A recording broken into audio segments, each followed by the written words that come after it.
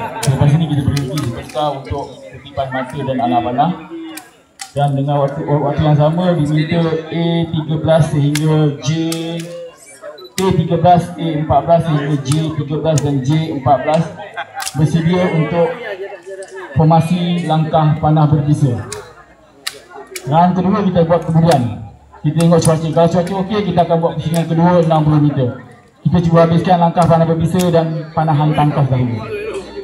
Jadi A13, A14 hingga J13 dan J14 diminta bersedia di lane 20 meter.